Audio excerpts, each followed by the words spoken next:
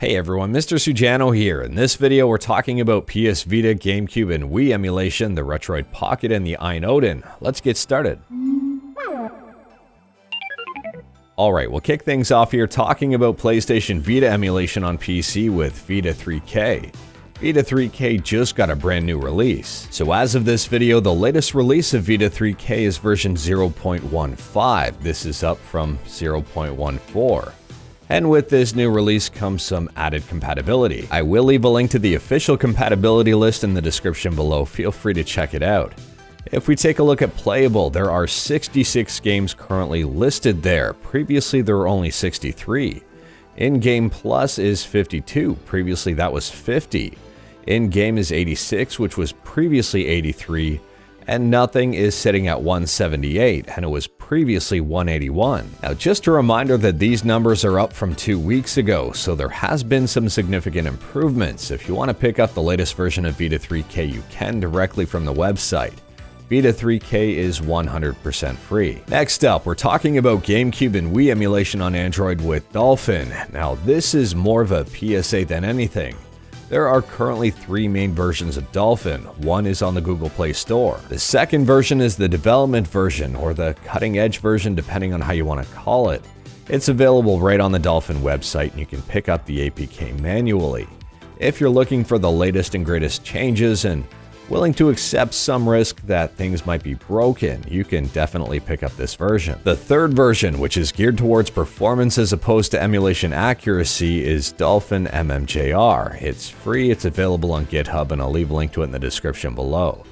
This one here is a little bit different. It's a fork of Dolphin, and things have been changed up to make games run. If you know what MMJR stands for, let me know in the comments below. I think I've talked about it once or twice, or maybe 10 times on this channel. Now, for those wondering about Dolphin MMJR 2, which we've also gone over in previous videos, Dolphin MMJR 2 is no longer recommended. And this is coming right from the creator of Dolphin MMJR 2. They say it's too close to the official version of Dolphin, and it really doesn't make sense anymore. Moving on, and we're talking about the Retroid Pocket 2 Plus, a device I do have in my possession and I will be doing a review of shortly. Anyways, one of the big pain points of the Retroid Pocket 2 Plus wasn't necessarily the system itself, it was the shipping. A lot of people, myself included, waited a ton of time to receive one of these things. And it looks like things are finally getting sorted out. The folks over at Retroid Pocket state that orders from now on will be shipped within 7 days by default.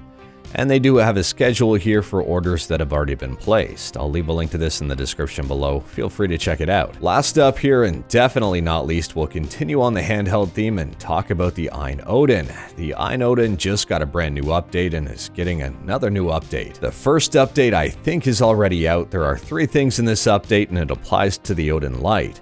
They've fixed the battery curve, they've added back some apps on 4G LTE like phone calling and contact manager, and they've added in a brand new GPU node, and this GPU node will help content creators and users know GPU behavior more clearly and transparently so you can monitor some things. The second update, which isn't out just yet but will be soon in my opinion, is absolutely huge, and as far as I know is exclusive to the Odin Pro. They say Custom Boot works.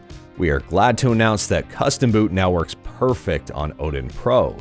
Now we made it possible to boot any of the third-party OS images installed on the new user data partition, like Windows, Debian, Lineage OS, and game-specific operating systems like Emulation and Batocera. I am extremely glad to see the AYN Odin receiving updates and the developers actually listening to the community. This is a pretty good alternative for those who can't get their hands on a Steam Deck, or for those who want something maybe a little bit smaller, or for those who want an ARM-powered device. But anyways, that is all I've got for you in this one. Straight to the point, all stuff and no fluff. Let me know your thoughts on anything we talked about today in the comments below. If you liked this video, leave a like. If you didn't like this video, leave a like. Hit that subscribe button, check out my other videos, don't tempt fate, save your state.